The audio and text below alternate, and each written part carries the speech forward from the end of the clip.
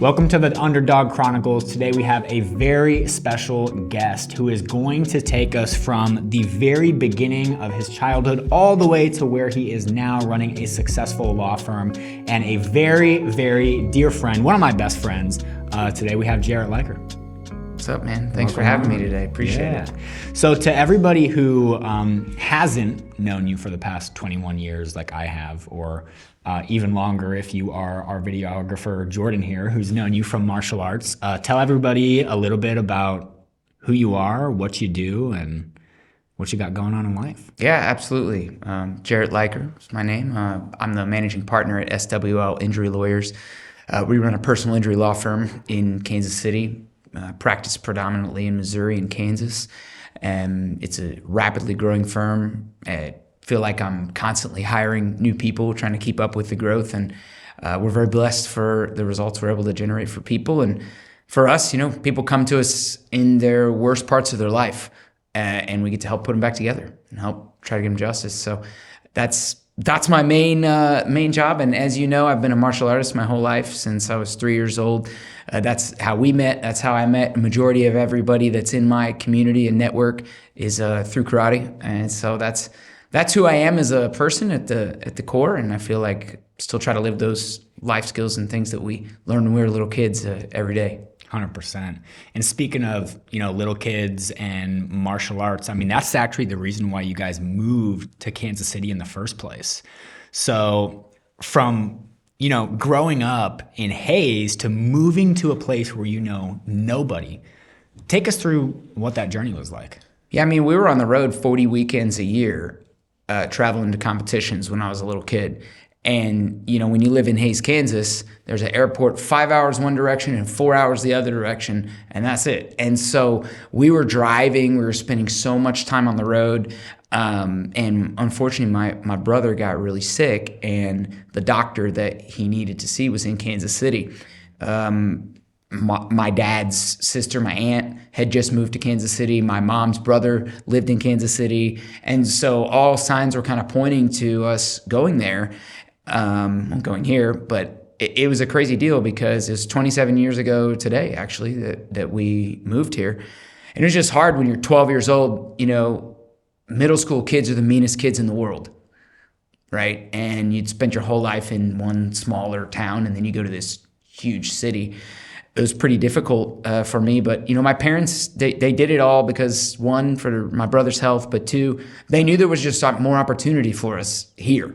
More opportunity in the city, and both of them having grown up in small towns and then had traveled, they knew what was out there. And so we made that move, and it was difficult, when you have all this network of people and you've known, and you're in a small town and kind of know everybody. You go here and you don't know anybody. I remember some of those first days of school, like just sitting at the lunch table, by yourself. Pretty tough memories. But at the end of the day, like that adversity kind of helped build who I am. It made me say, I can sit here and be sad in my room or at the lunch table by myself, or I can get out and try to meet people. And from that moment forward, I just kind of tried to embrace that as a part of my personality, go meet somebody new every day, kind of even to this day, embrace the whole thing, never eat alone, right? That whole networking piece. And I think that's at that hardship and that emotional, I don't want to say trauma, but emotional, hardship in my life kind of helped shape that idea of hey, I need to either meet people or I can sit here and, feel sorry for myself. Yeah. Well, I mean, when you're 12, it's not necessarily like you've, lost a spouse or a loved one. So at the time, I'm sure it was real fucking hard. It was extremely hard. But I was also worried about my brother too. I mean, so there was that as well. So it wasn't ever a thing like, oh my gosh, I don't want to go. So when I got there, got here, that's when it was kind of like, oh man, this is tough. So me and my sister were 4 years apart. So anytime I was going into high school, for example, she was going into college.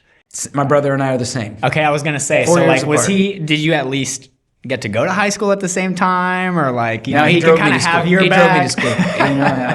That was it. So what made you want to go and start meeting those people, right? You could have just chose to wait and sit there I mean, was your dad prodding you to like, hey, why don't you go and meet a friend? Or how did you like make that jump to start? No, I didn't never eating really. alone? I didn't really have those conversations, with my parents about it. Probably because I was just too afraid to speak about my emotions and kind of like channel them inside a little bit. I know some people think that it's important to, express every emotion and all that, and that's to each their own. But I've always kind of felt that if I keep some of those emotions inside myself, it helps me process them and work through them rather than just like looking for the easy button or looking or feeling like I'm complaining about something. And I think that also helps build that personal accountability in my own mind, that it's like, hey, okay, I've got to still to this day, okay, I got a deal, I got a problem, I got to work through it. What's the solutions? And then try to work it. And done is better than perfect, right? Yeah. And you just got to go do things. And I think that's been my mentality since the beginning there. And so when you say like, okay, what thinks about that never eating alone deal, it's like, am I going to sit here by myself and feel sorry for myself, or am I going to work through those things? I'm just going to go meet people. So just started to gradually meet people and network and make friends, and still apply that to this day. Nice. Same thing. That's awesome. Going to a conference or something, that deal. You can either sit there and just kind of be like a lone wolf and like learn and then like disappear, or it's like, what's the whole purpose of the conferences thing? You're supposed to go there and learn, but as you know, the power is in the networking. The power is in broadening your reach and meeting new people, because you never know that one person that you could meet that changes your entire life, that opens new doors, or you can change their life. So I just been big on always trying to get out there and meet a new person all the time. Yeah. One connection away. One relationship away, man. Yeah. So obviously you guys were competing all through school, right? And one of the things that I know about you is that your principal told you would never be able to graduate if you were competing. Yes. Maybe not graduate, but you'd never be able to. Yeah. Walk us through that. So what he said was, I told him what my goals were to become a lawyer. I always wanted to be a lawyer since I was a little kid. Probably from Just cause, or no, was it in your probably family? from watching. No lawyers in my family. No, nothing like that. But watching some shows. I remember a show my parents used to let me watch with them was Arliss. It was on HBO. It was like this sports agent show. And so for the longest time, I'm like, all right, how do I become that? Yeah. And then, all right, I got to go to law school. Yeah. And so is Ballers like the new? Basically, With The I Rock. mean, kind of like that, except old school. Go watch it. There's some good stuff, but yeah. Anyways, that was kind of like the goal of like, all right, why I want to become a lawyer was kind of watching that. Harvey Dent. No, definitely not that. But then I got into doing Right? Wasn't that his last name? who? Harvey, Harvey Specter. Oh, Harvey Right? Specter. Yeah. That's Suits. what I'm thinking of from Oh, Suits, yeah. not Batman Harvey. Yeah. Anyway, sorry, not to interrupt you. No, you're good. So remind me back to the. We kind of got off topic there. So said you with the saw question. you wanted to be a lawyer Yep. from watching the show, Yeah, of and course. then you told your principal that you wanted. Oh yeah, the principal story. Yeah, see, it's he's still around too. And so, anyways, he basically was like, look, if you want to do these things, like this karate stuff is a waste of your time. You're never going to be successful if you keep doing this. And looking back at it, it's kind of funny that a guy that made whatever he made and went to school and thought that he was more important than everybody else and the big boss of everything, that you look back at it and then it's just like, it's kind of funny. But I always use that as a little chip on my shoulder to think like, okay, well, fuck you then. You said that I can't, then now I will. Mm-hmm. And so I kind of channeled that a little bit, but never like verbalized that or never really talked about that to people. But like, when you store things in your mind or store things as energy, not as a negativity, but it's like, okay, you don't think that I can. And at that time, I thought this guy really knows what he's doing. He's really important. And he doesn't think that I can. So instead of, again, saying, oh, man, this is bad, I just say, all right, well, fine.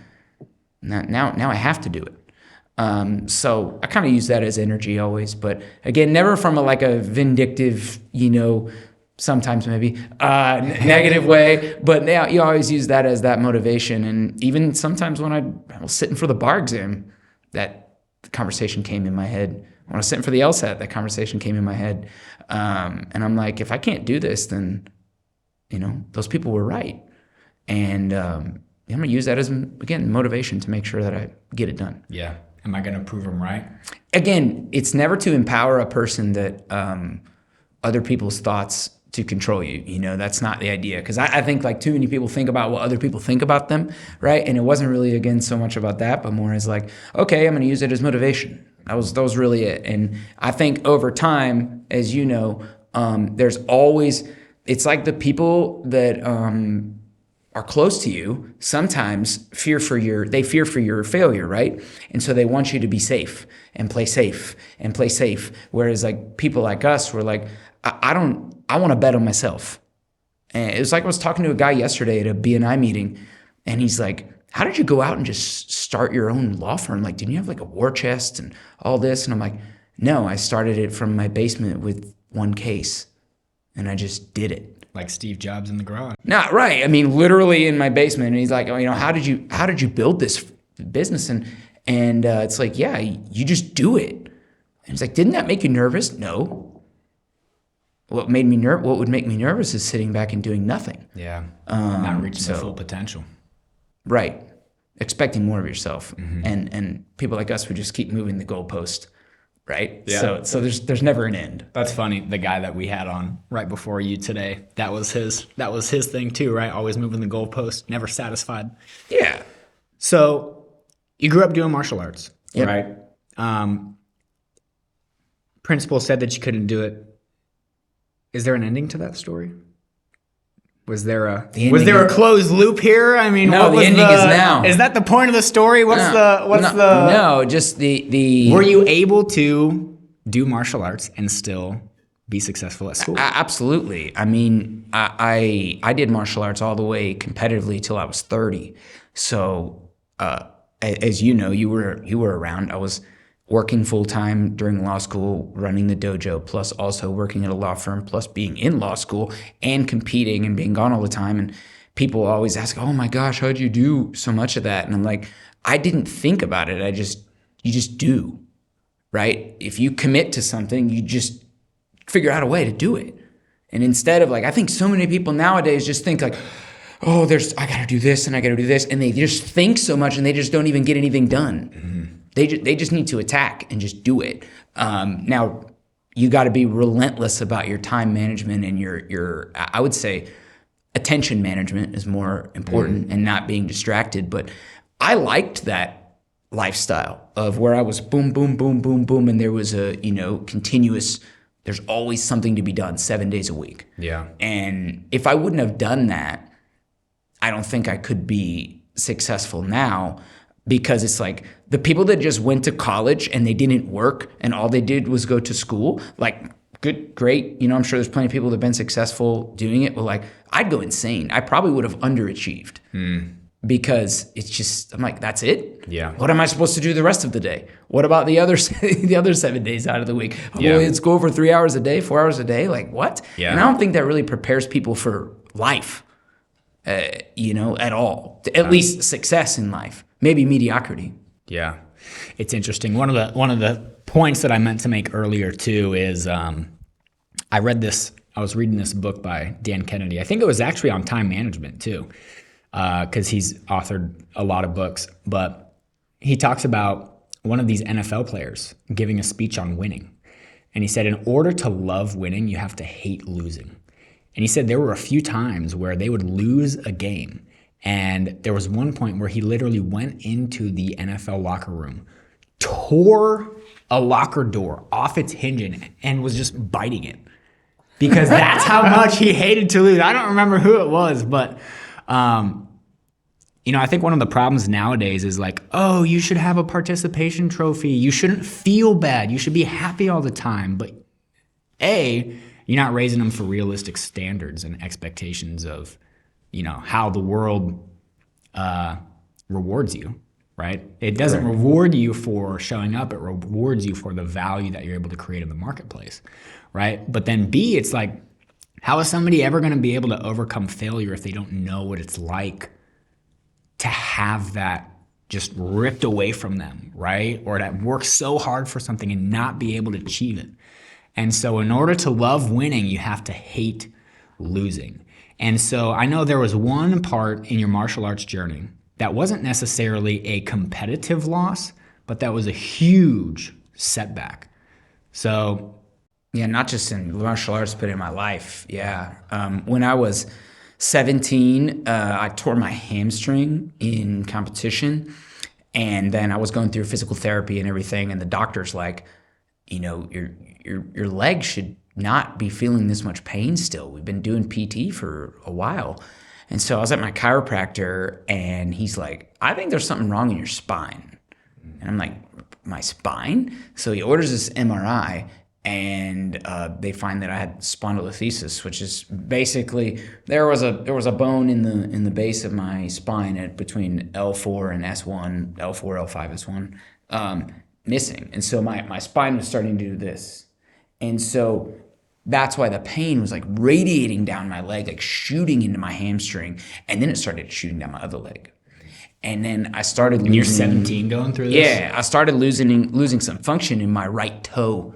Basically, he's like, look, if we don't get this, so I can still feel it now, like today, that like if you do that toe test and you push down, my right big toe, I can't stop it from dropping down. Because they're like, look, if we don't do this procedure and decompress the nerve and do the fusion that we need to do, you're going to lose function in your right foot. You're going to start to have like a dragging foot, permanent. Yeah. And so that nerve damage, you can't get that back. So we went to a bunch of doctors. This one doctor at KU Med, we were trying to get into him for 8 months, but no one could get into him. So we're like, all right, we found this other doctor, and we were set for surgery and went in to meet the nurse practitioner or the PA, went to meet in the PA. And he sat down with my parents and he goes, do not go through with this surgery. And he's like, this guy's going to make your x-ray look perfect. Everything's going to look great on the imaging, but the rest of your life, you're going to be on opioids and pain medication and you're going to be struggling. And he's like, do not do this. And this is the guy who works for the surgeon. Probably saved my life. So we end up canceling the surgery and waiting to get into the last doctor, at Dr. Burton at KU Med. And he's like, yep, I can get this fixed and I can get you back competing again. Versus the other doctors that have told me like, karate's over. That's the end. You're done with that. You're done with sports. And so we went through the surgery and I was 18. I remember the day that we were supposed to go on our senior trip. I was in the hospital getting my back operated on for 9 hours. So they did a L4-S1 fusion in my spine. I had this big old brace on all summer, and the day before I started college, I got the brace off. But yeah, it was a tough deal psychologically from one doctor telling me, you're never doing it again. You're never doing karate again, never doing any sports again, to this guy telling me, hey, we can get you back and you could be better than ever. And that's all that I needed to hear, was him say that there was a chance. So we went through the surgery, and I was out of competition from May of 2005 and did my first competition again back in November of 2006 and competed all the way, until 2006, would be 16? Yeah, about 2016. So, quite a ways after that, and had all my best success after the surgery. Yeah. So definitely physical and mental adversity and things that you go through when you're 18. Again, something when you're young. Yeah. They try to rip your life apart, and just came out better on the other side. Man, sometimes all you need is one person to believe, huh? Yeah, and he was the only one. We went to like 10 different surgeons. Yeah. But there was a reason why. And I really believe God put him there. And there's a reason why he took forever to get into. And there was a reason why that guy showed up. The PA showed up right before the surgery. And there's a reason, all these things. And it's funny because if you read on Dr. Burton's like Google reviews or whatever, it's hilarious because people are like, oh, he doesn't have good bedside manner. Oh, he's rude, or oh, he's this. And I'm kind of like, yeah, because he's like one of the most intelligent, brilliant surgeons on the planet, created all these different procedures to help people with their spine. Like, I don't care if he's nice to me or not. He needs to fix me, right? And so, you encounter some people that are just so off the charts intelligent that maybe socially they're just different. Yeah.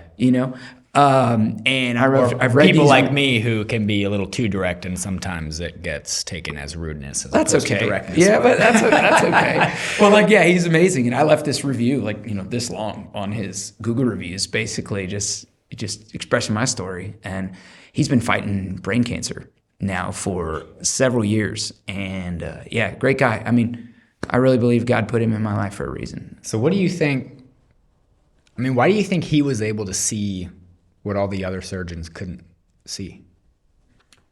Think about it like everything in the world now. People see things the way that they're told to see things. Just how kids are educated now, all those things that you and I have had long discussions about. People are programmed to see what they're told to see and believe what they're told to believe. And he just looked outside the box. He said, okay, these are the procedures you taught me to do. I'm going to figure out another way. I'm going to figure out a better way. Like, he was going all over the world creating these, doing these procedures on people that no one had ever seen. And so, I think that's a vision of a genius and someone of, making change in the world. Yeah. Man, if it weren't for geniuses, we'd all still be riding horses instead of driving cars and lighting torches instead of having these fancy lights here. And again, I don't know. You and I said this. I don't even know if our kids will ever learn to drive. Yeah, right? They may not. Self-driving cars, man, they'll never die. They'll just be in a pod, right? So you made it through surgery. Yep. Right? What was it like? Actually, funny enough, I was in summer camp at karate when you were going through this. And I remember because we had gone to Weatherby Lake. That's when your dad still took the kids up there because I think you had a pontoon, right? Yeah, boats, yeah. Uh-huh. And he had taken some of the summer camp kids up there to the lake. And we were actually driving by your house and he goes, yep, Jarrett's in there. He just had a surgery. He's laying down, resting on bed. Or on bed rest. And so, I remember driving by as you were going through that. Yeah, it was terrible. And, but again, I can either sit there and feel sorry for myself or do something about it. And I mean, my mom and dad both helped me so much through that. My dad had bands out and he'd hold them and I'd be doing curls and trying to do stuff just trying to do something and feel like I was, moving forward. And, it's just, it was supposed to be a couple years before I was ready to go back to competition. But, at just a little over 14 months, Dr. Burton's like, you're good, go. And, it's kind of like those things in life too, that story, it ripped away one of my favorite things of why I loved martial arts was love to fight and love to spar. Right, that was my favorite thing to do. That and doing the weapons. Right, I didn't really like katas and forms and any of that stuff. I did it because my dad made me do it. Right, but again, that whole situation, I couldn't fight in tournaments anymore. It wasn't because that my back was going to get hurt if I got kicked, but if I fell on a concrete or something and it broke the fusion, there was just too much risk. Yeah. So it was again, I took that what looked to be an awful situation and actually ended up pivoting and turning it into something great. Is that I was like, all right, I can either stop or I can go figure out this kata stuff and do it. And that ended up kind of becoming my area of expertise and what I ended up doing. And if you ask anybody that knows me from karate, hey, what did he do? Or what was his category? Or what was the thing that he was known for? That's what they're going to say. And so it was kind of one of those pivot points in life where, again, you can either bitch about everything and complain about it and quit, or just deal with the cards that you're dealt and go make a winning hand. Yeah. And man, that's just a mark of an entrepreneur, right? It doesn't matter how many failures they're going to have, right? It's not about how many times you get knocked down. It's about how many times you stand up. Yeah. I think my wife said, we were talking about this the other day. She's like, I don't remember what the context was, but she's like, yeah, I don't ever really worry about, whatever. She's like, cause I just know you'll figure it out.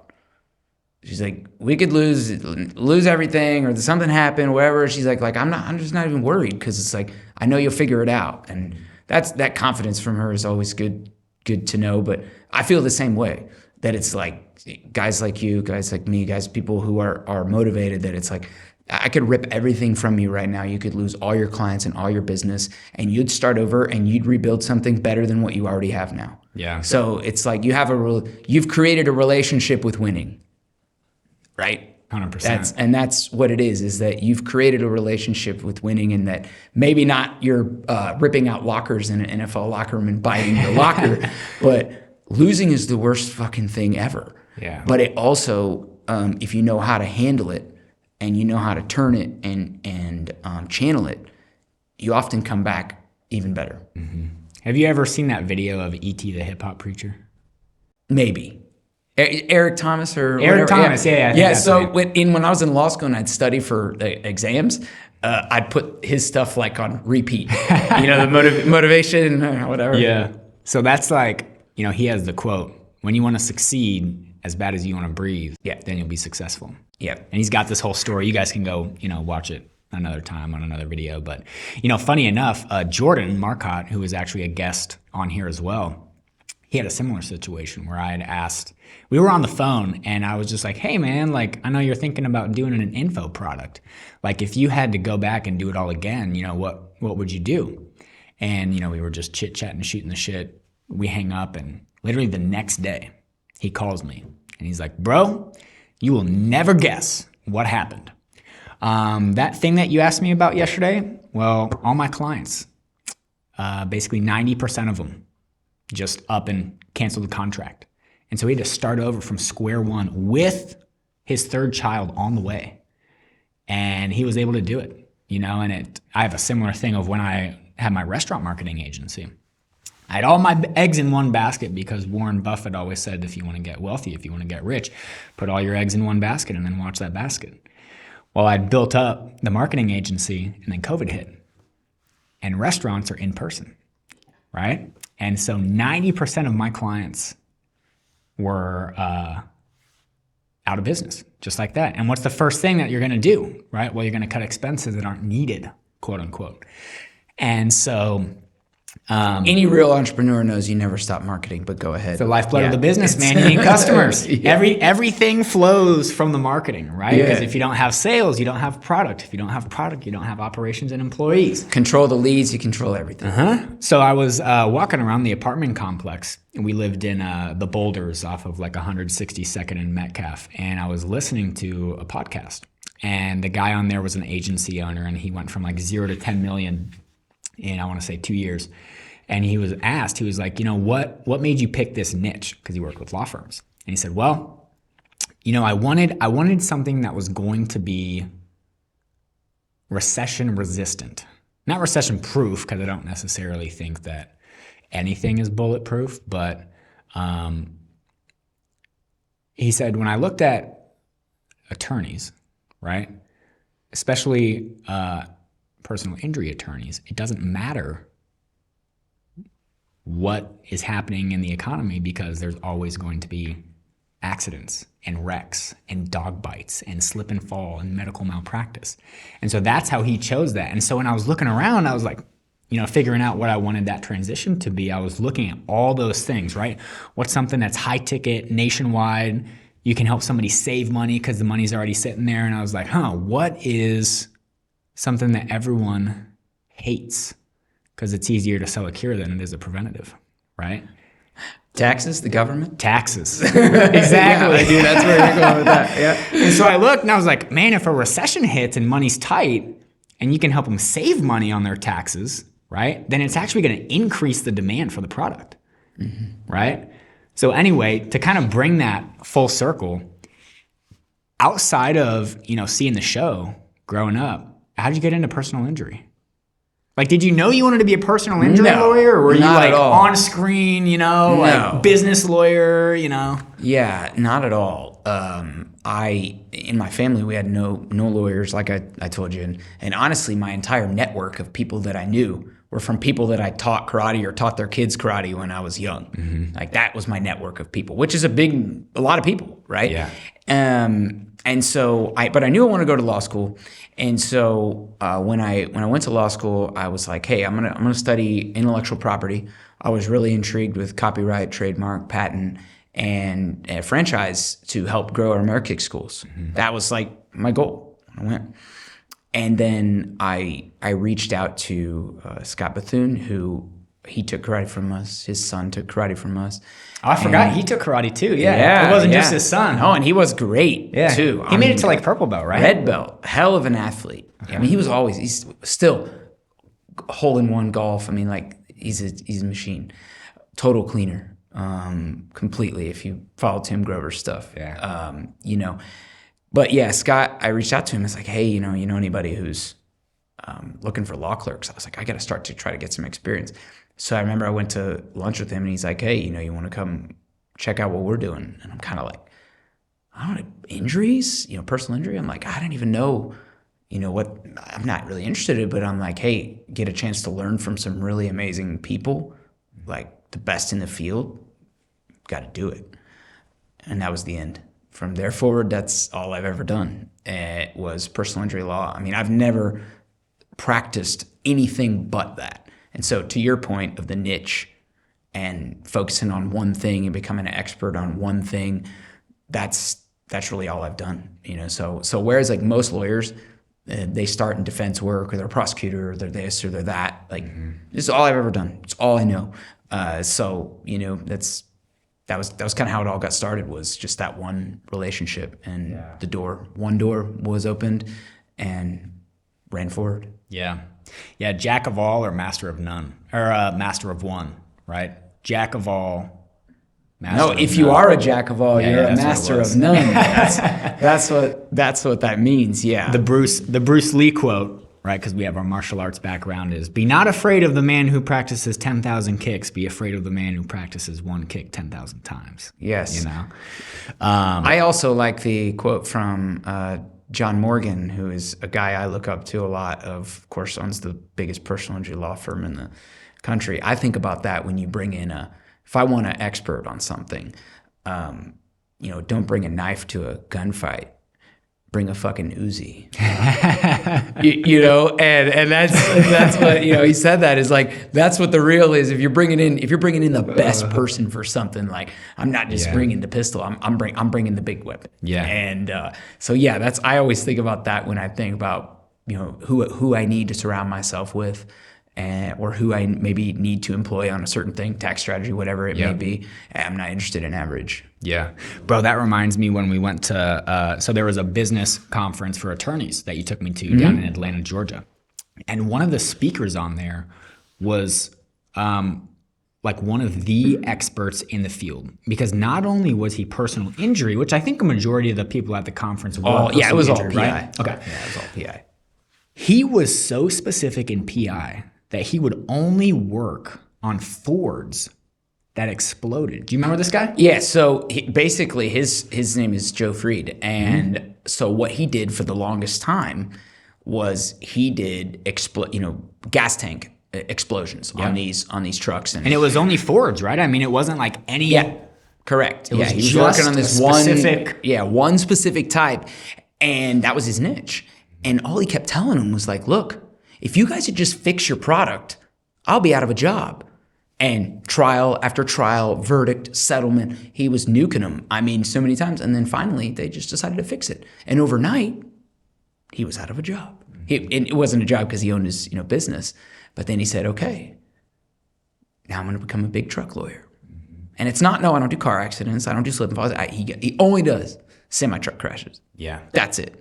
And it's so advanced to the point he went even got like his CDL. He knows how to even drive a semi truck. He knows everything about a semi, not only the crash issues, of course, but I mean, how to drive one, how to operate one, what it's like to drive one in the snow, ice, any of those things. Yeah. And so, talk about the expert upon expert upon expert of things. Yeah. Yeah. Man, it just goes back to like you're a surgeon, right? Yeah. The amount of time and the reps that he put in, and thinking, is there a better way? Is there a new way? Is there a way to do it differently with a better outcome, right? Like there's so many similarities. Have you ever listened to the Founders podcast? Mm-hmm. Dude, my favorite, super cool podcast, if you're listening to this right now, is they'll take billionaires and they'll break down how they think based on autobiographies, interviews. So they've done stuff for like Jeff Bezos, Elon Musk, Sergey Brin, like all these guys. And it's so fascinating when you see the similarities on how they all work. And not just them, but people like Michael Jordan. have the same exact personality makeup, right? The same character traits. And it's interesting. But to go back to the point here of like becoming a master of one, right? So I niched down into tax strategy, marketing tax strategist, helping them get more clients. And it's interesting because, there's a lot of professional service firms. There's a lot of accountants. There's 82,000 accounting firms in the United States. And then a subset of the accounting firm, because you can do tax preparation, CFO, audit risk, right? All this stuff. A super tiny subset, maybe 1% of accounting firms, is tax strategy. So I decided to go the route of be a big fish in a small pond, right? It's like same with the PI guys who do the specializing in CDL or they specialize in Uber, yeah, right? Only which Uber is cases, another, which is another subset, right? And funny enough, we just got back from Disney World. We took my daughter for the first time, and of all the places, right? What's the likelihood? What's the chances that somebody comes up to me on the street in Hollywood studio and goes, "Hey, you work with tax planners, right?" Okay, I'll just say True this. story though. Marketing Somebody fucking came up. marketing master for sure. However, if anybody walks next to him, he stands out in a crowd because he's so damn tall. So that, I could see you from a mile away, but yes. But with a recognizable face, right? I mean, oh, here's another tall guy, but this is the tall guy that works with tax planners, right? So funny enough, because I branded myself as the king of tax planning, of all places, Disney World, who sees 100 million people a year, somebody recognized me. Power of brand. Power of personal brand. Yeah. So we were talking right before this, right? You were in a BNI meeting.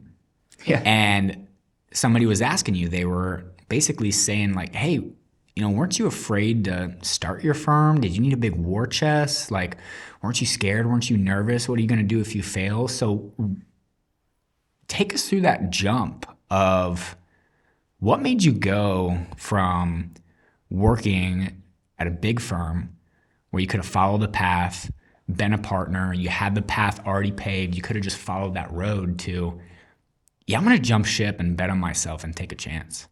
Was it the heart attack or not the heart attack, but the anxiety attack that?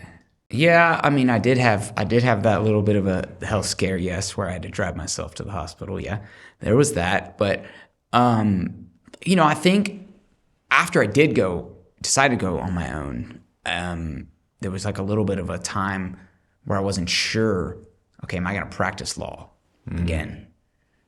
I kind of had fallen out of love with it a little bit. And I'm like, all right, let me just take some time. I'm going to train karate. I'm going to teach in the dojo, kind of go back to my roots. And this was post-anxiety attack or what? Yeah. Just kind of channel myself and try to figure things out for a little bit. And then I started taking some cases, and I was kind of slow. To be fair, it was kind of slow how I took cases. I'd take cases here and there, but I wasn't really like pushing it. And then pandemic hit, of course, and what happened to all in-person martial arts instruction? Boom, goes online. And so I had that same thought that you had, in that like, hey, I don't know where this is going to go. I don't know how long this is going to last. I need to figure something out here, because this whole teaching on the screen, and who knew how long we were going to be locked up in our houses or whatever. And the next day, somebody called me with a dog bite case, and I worked on the case and got it settled. And I'm like, I just made a bunch of money from my basement on my phone and on my computer. And I'm like, and that was pretty fun, like working the case, the whole thing. I'm like, let's do this again. Let's do some more, right? Let's try to build this a little bit, because I'm like, I don't know what's going to happen with the martial arts schools, because I had no idea what was going to happen with the pandemic. And then it was just crazy, because it's kind of like that waterfall effect. Like knocked that one case out, and then it just, the next case. And I think it all goes back to how you do one thing is how you do everything, right? And treating people right and really putting the people first. And that's been my goal since I had one case to now that we have a really big firm, that it's like, we're going to put client communication. We're going to find the one thing. What do people think about when they think about lawyers? They can't reach them. They're unreachable. They don't answer my calls. I don't know what's going on in my case. Like if you read thousands of Google reviews, that's the number one thing people complain about. It's like contractors and being on time. It's like complaint, the number one complaint. And I'm like, all right, let's find the one thing that everybody's terrible at. And I'm just going to be the best at it. And that was just me back when I was by myself. And I'm like, I'm going to over communicate. And so that's how I handled every file from there forward. And it's still the practice in our firm today that, yes, it goes without saying, we need the best lawyers. You got to have the best results. You need to have a lot of experience. You got all these things, just like everybody in business. But what's your competitive advantage? What's the one thing what's that pain point that you're going to solve? Yeah, you're going to get people paid. Of course, like you're going to help those things, right? But like, how are you going to set it apart? I want people to feel like it's the Ritz-Carlton. I want people to think about that white glove service. I want people to have that feeling that at the end of the case, it wasn't a transaction. That person wasn't just my lawyer for that. That person is now my lawyer. That person is now my family's lawyer. That person is now my first call for everything legal related. And if he can't, because I know if he doesn't handle it, he'll get it to the person that can. So I kind of became a fixer for people of all kinds of shit. You wouldn't believe the phone calls that I get and still, and sometimes get in, late hours of the night and like all kinds of things. But break the glass. Right. Break glass. So, but yeah, basically that was kind of how it all started was, I was working the firm, but I was doing it slowly. And then everything happened with COVID and that one, bigger case came through. And I'm like, I figured out like, hey, how can I do this and love it? And so I kind of designed the law firm the same way that we design the systems and processes and the way that we do things in the martial arts school. And I just put people first and communication and service. And I put that first and then just built them, worked on building the machine from there. Yeah. Man, I had a restaurant client that I used to work with, and he came to me one day and he was like, man, how can we like elevate the brand, right? I feel like all these ads that you run, they're very, blah, blah, blah. And I was like, let me ask you a question. Which do you think would brand somebody better? Seeing a fancy image on Instagram or social media and them never coming in and seeing you and just having this perception, or actually getting them in the door to taste the food and experience the service? Which do you think is going to brand them better, right? And so I feel like too many people focus on, hey, how can we look, as opposed, which is, it's important to a part, right? The outside branding, but how can we give this person the best experience possible, the best service possible, the best product possible, so that they pay, stay, and refer? Because you guys, it's not a recurring business. Right? No, for the most part, shelf it's very there's high transaction value for one case, right? But because you guys go above and beyond, because you're exceptional, you're able to get them branded, right? Or brainwashed, part of the culture, right? So that you become their lawyer. And so now they become a traffic source for you. And what's better than a great referral from a client who's already gone through that process with your firm? Absolutely. I mean, I'll go back to the one thing you said about your guy that was like, oh, hey, I want to look like this.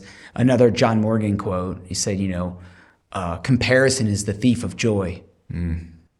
And he's like, he was explaining this situation at a speech I heard him give. He's like, I was growing up and I'd see these guys and they got the Lambo and they got the girl and they got all these things. And, I'm over here driving a Honda Accord or whatever, and I'm just chipping away. And he goes, lo and behold, come to find out, years later, like that was all rented. Car was rented, house was rented, girls were rented, it was all rented. And he's like, we spend as lawyers, and I think that's not just lawyers, but also in highly competitive industries, is that we're always looking out the window. And I get it to like use something as motivation or something of that sort, but I think people rot themselves from the inside, because that is true. Like comparison is the thief of joy. Like you're always worried about what that other guy's doing or what that other person's doing. Like your client was saying, it's like, why don't you just focus on what's in front of you and be you, be authentically you. That was one of the things that I think with the law firm that once I embraced, that's why my Instagram handle is Law Sensei, because I'm like, all right, let me try to create this, the look with these. I did a couple of these commercials and it was, the lawyer with the suit and the whole deal. And I just like watched it was a great commercial, but I watched it and I was like, I'm never airing that. Mm-hmm. I'm never doing it. It's like, cause that's not me. Anyone who watches that, they will know that's not me. Mm-hmm. And I think if you're building a business, you got to embrace your personality. And once I really like just embrace of who I am and where I come from and what my background is and why, what got me into martial arts and what got me into being a lawyer and how those two tie together. One doesn't work without the other. Mm-hmm. Like for me, like, because one is who I am at the core. And that's the reason why people know, like, and trust me, because they know what I'm about, mm-hmm. right? And they know discipline, that inside of me. That's how I operate my life, but that's how I operate the business too. But also the compassion and caring for people. Like I just try to treat people just like I would treat their kid. Yeah. Like when I taught them. And so I think like once you embrace that of like really who you are and stop trying to be like what you see online or what everybody else is or what you think they should be, like embrace your personality, you'll find all the success that you want.